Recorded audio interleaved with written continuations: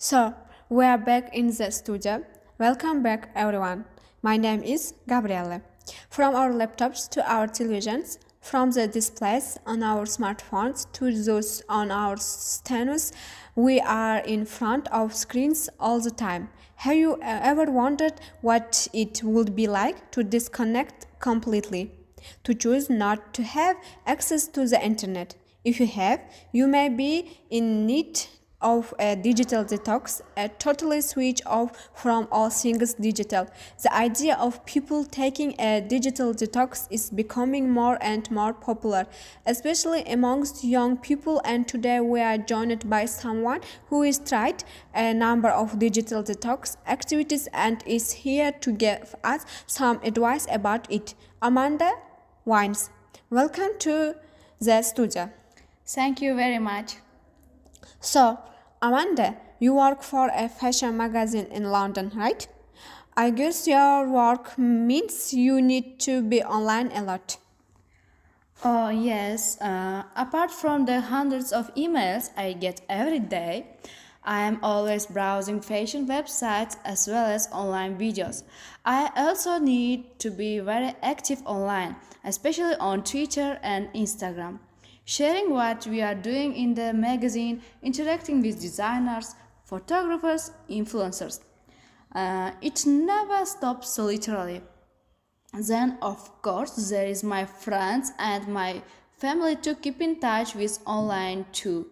And for me, my work grew out of my passion. So, friends and work colleagues aren't two totally separate groups of people, and it all gets a bit messy online sometimes. I think I am online for at least 12 hours a day. So, how did you get the idea for a digital detox? I read a book about it called Log How to Stay Connected After Disconnecting. The author's name is Blake Snow. That book gave me some really good advice and made me think about trying to change some of my digital habits. I started with removing distraction. What do you mean by that? That means turning off alerts, buzzes, alarms, or notifications of any kind. I had notifications set up for everything, and it meant I was always being forced to look at my phone. Removing all of them except for important contacts helped me focus immediately.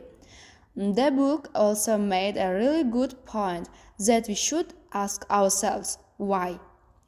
Every time we take out our phone, I realized that most of times I looked at my phone via where because I was trying to avoid or ignore something else happening right in front of me. It was an automatic habit.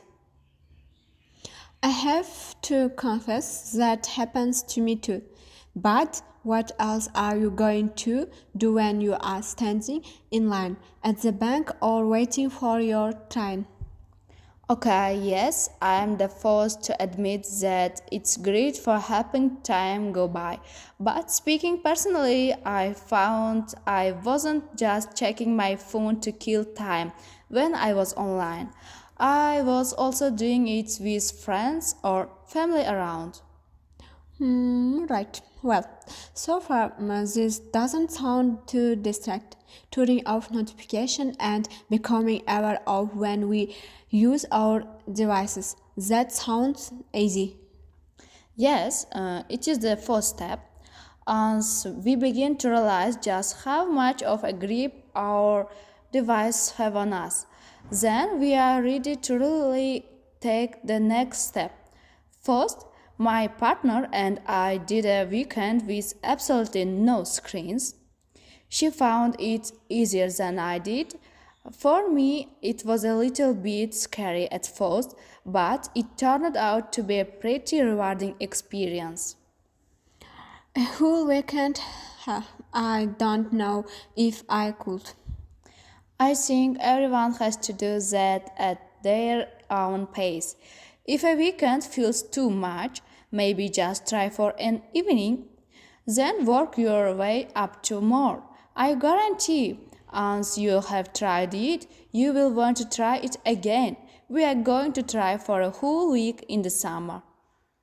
Okay, let's pause there then and see that our listeners have to say.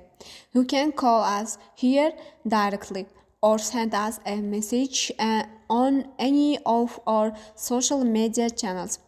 Oops, should I be saying that? Anywhere more after the break.